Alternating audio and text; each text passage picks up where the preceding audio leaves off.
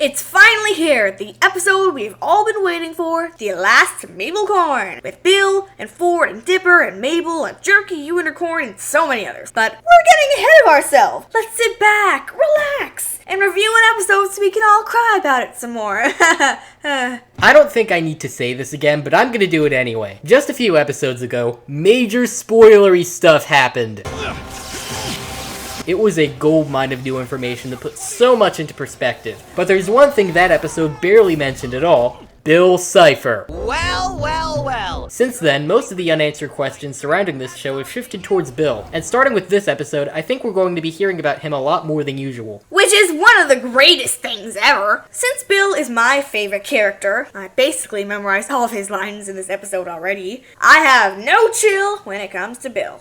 But let's get right into the episode. We start off with what seems to be Bill's perspective, showing how he watches the town with shifting views, showing the whole Pines family, not counting Stanley. He's barely in this episode anyway. It cuts to Dipper and Mabel sleeping, then goes to Ford, who wakes up in his dream to be in a large field with wheat in it. Now, there are some notable things in the background. The destroyed portal in the very back, a fixed swing set to the left, the same one that was shown in Stanley's mind, but one swing was broken in his. This is actually a bit important. This shows that Ford doesn't know how Stanley feels. He doesn't really understand the gravity of what Stanley has done for the past 30 years for him, and how much it hurt him when Ford did the things that he's done. There's also a broken up Stan-orb, which might represent Ford's disconnection with Stanley. Anyway, Bill makes his presence known by letting out his loud laugh, and his image appearing under Ford's feet. They talk for a minute, and it's actually really great. His well is already becoming a meme, and they end their conversation with, "You have no dominion in our world." Maybe not right now, but things change, Stanford Pines. Things change. Ford goes off to warn the family that he's coming. This is such a compelling way to begin the episode. Bill's sudden appearance makes for a great introduction. Also, this is pretty important, that rift that Ford has, Bill wants it. Bill wants it bad. Ford talks to the kids about Bill. You know him? Know him? He's been terrorizing us all summer. Yeah, because 2 episodes really warrants it being all summer. Well, it's basically been all summer. I mean, they met Bill way back in the beginning, in the first season. And plus, people don't use perfect grammar when they speak, so chill. They agree that it's necessary to take steps to prevent Bill from messing with them. They decide to Bill-proof the house, but as it turns out, they need unicorn hair to do this, and unicorn hair is kind of hard to get. So, Mabel sets out on a magical journey with Candy, Grenda, and Wendy to get this unicorn hair. Meanwhile, Dipper and Ford, who have no faith in the girls, decide that they are going to take their own measures. Now, those of you who follow our Friendship is Magic reviews will know that, in the domain of Equestria, I am, in fact, a unicorn. And because of this, I feel sort of obliged to stand up for fellow unicorns I happen to meet in other shows. You may remember my outrage upon finding out that the Blood Moon Ball used unicorn blood in their photographs.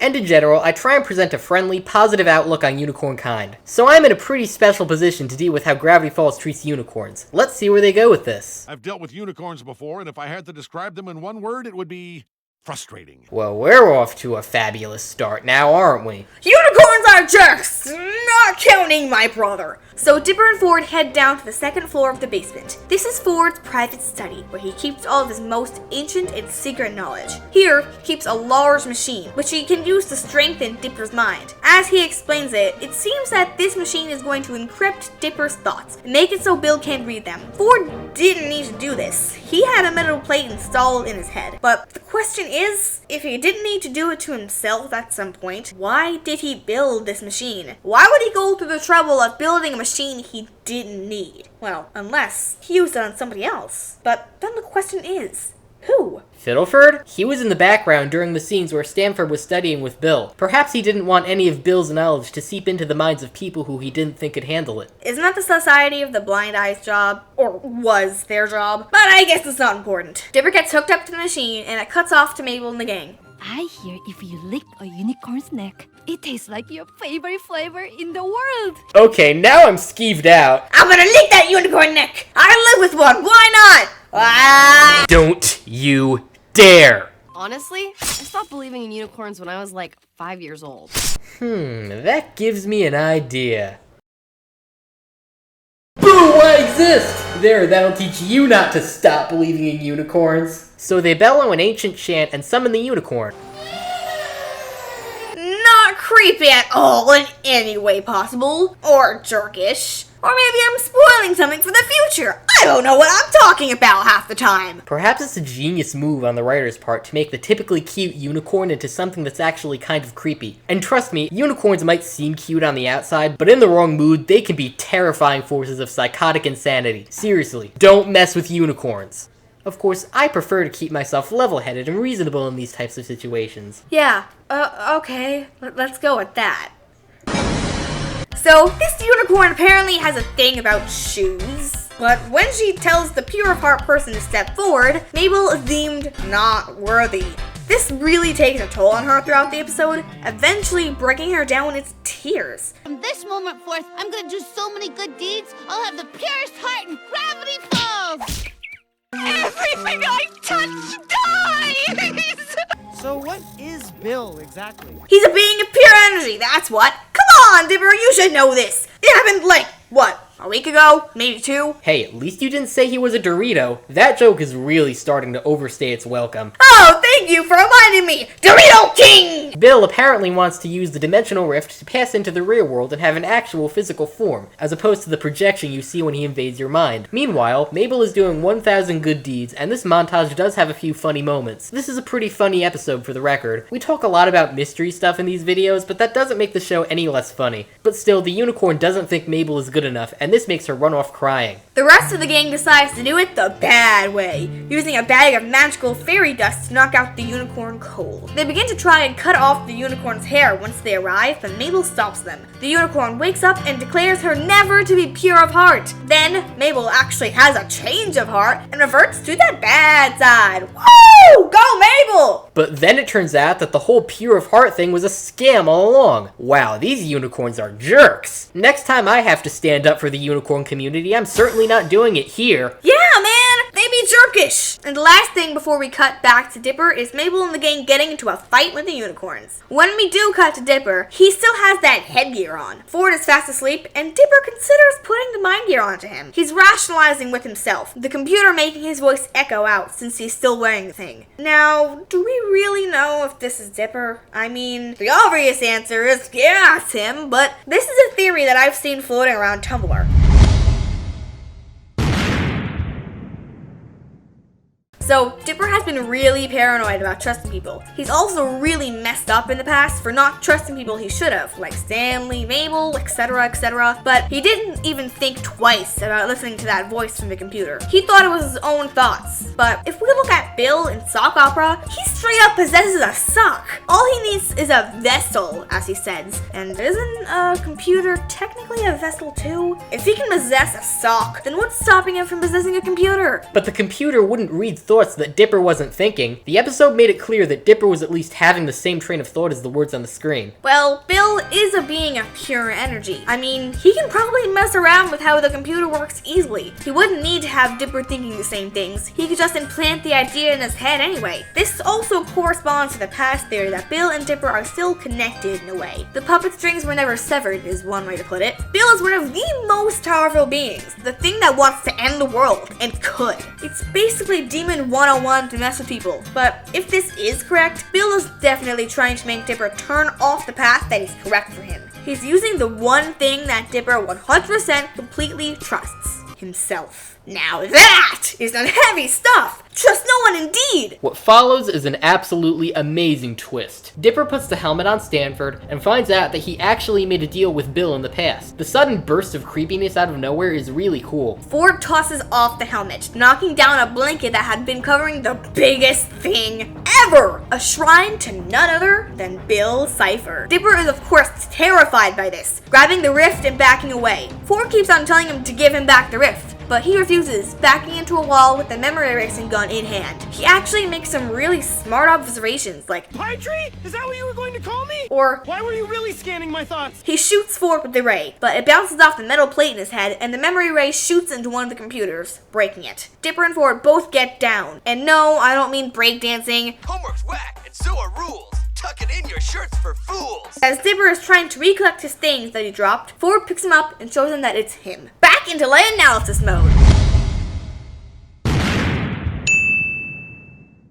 Once again, I'm going to be rambling on about a theory that has also been floating around on Tumblr. And don't forget, this is all hypothetical. By the end of this episode, we figure out that Bill needs another pawn outside of the shack. We'll explain why later. In the next week, like idiots, the Pineses are going on a road trip far away from the shack and its protection. Could be a day or a week, I don't know. Now, my money is on Stanley being the one Bill picks. Of course, the first obvious thing to support this is the ending panel's code. A simple man with eager ears may trust the whispers that he hears. Now, of course, Stan has mentioned in the past episodes that he's a simple man, and just recently in the election, he is all ears. But let's flip back to the ending panel. This is another piece of the ending panel pages. They all assemble into one large picture. This is Ford's eyes. You know whose eyes we haven't seen? Stanley's. Stan is the only one who knows nothing about Bill and his presence. Even if Bill was in his head at one point, he never got an explanation as to why or what. Now, since they're taking a road trip, this would be the perfect place for Bill to strike. No Ford, no shack, nothing to keep him from Stan. Now, here's where things get serious. Several episodes of Stan trusting Bill later. Let's say that maybe Stan dies trying to stop Bill. After he realizes his mistake in trusting him, if he so happens to, he's going to try and stop it himself. You know how Stanley is. At this point, Bill would be really powerful. Stanley would have no chance. Now, let's look back into some past episodes. We've had a lot of symbolism of Stan burning, and that's finally coming into play. If Bill somehow succeeds or partially succeeds, he'd probably have the Pineses in the Nightmarescape before the takeover. Now, what exactly is the Nightmarescape full of again? Fire. Lots and lots of fire. Ford could apologize to his brother, finally regretting everything, and then what happens? He dies. Depending on what may happen afterwards, let's just say Bill gets defeated somehow, everything will go back to normal. And that's the worst part. Stanford Pines, living in the shack in the woods. Not Stanley faking it, Mr. Mystery, the hack in the shack, but the actual author. He gets his name, his life, and his house back. And nobody would ever know. Stanley's burning death would never get mentioned because Stanley died 30 years ago in a car accident, and nobody knew him at all. Bang! Now how's that for a theory? Well, let's take a break from that heavy stuff by getting back to the episode. If that really was Bill, though, you would have done great. Hey, don't encourage him. He already has enough problems. You don't need him having more of a reason to not trust people. We've all seen how that turned out. Stanford tells Dipper about how he was tricked by Bill in the past and that the portal was Bill's original way of trying to enter the real world. The two agree to not keep secrets anymore. Just then, Mabel and the group come in, and in a very sweet scene, Ford congratulates Mabel for bringing in the unicorn hair, and the episode ends on a funny joke. There's also a small after-credits scene of Bill. He was watching Dipper and Ford set up the unicorn hair around the shack, creating the magical bubble. Bill says that he's going to need to pick somebody outside the shack to possess, or make his new pawn. But either way, here's my opinions on the episode. This episode was actually really amazing, as most of the others that I've seen. The music was spectacular. Watching it with Cobalt this time over, I got to hear the music more than I usually do, and it actually sets the mood perfectly. They also had a lot of thrilling moments with the animation quality of what they did with the symbolism and all sorts of things, and it was just simply amazing. Of course, there was also Bill, obviously. We all know that I love that demon Dorito, so I would say this episode gets a 5 out of 5. I don't even know what else to say. This was a funny, clever, and entertaining episode. It had some laughs, and it also did its job of developing the show's storyline pretty well. It's a fun one, and one that I can tell people have been thinking about, if those lay analysis segments are any indication. I like how well the lighthearted, funny plot of Mabel trying to get the unicorn hair is put next to the darker, more serious plot of Dipper and Ford trying to prepare for Bill. The contrast was nice, and kept the episode entertaining. I always appreciate it when an episode can be both funny and serious at the same time, and that's something this show does well. I'll give this a 4.1 out of 5. Thank you, one and all for watching. We hope that you'll give us the pleasure of seeing you again. Adios! Space unicorn, soaring through the stars, delivering the rainbows all around the world. Space unicorn, shining in the night, smiles and hugs forever all around the world. So pure of heart and strong of mind. Shades, bagels, grills, airbrush, chrome, blankets, mopeds, yes. Wow, this is stupid and boring. What on earth could have made Disney decide to release this when they could have put more effort into something more interesting? Wait, show that last clip again. Oh no, it's Bill! Of course! He's been the one behind this the whole time! His power is growing to the point where he can invade Disney headquarters and seep his way into other shows. If we don't stop now, he'll drain all the quality from the network. Snake people are controlling the government! Everything you know is a lie! Snake!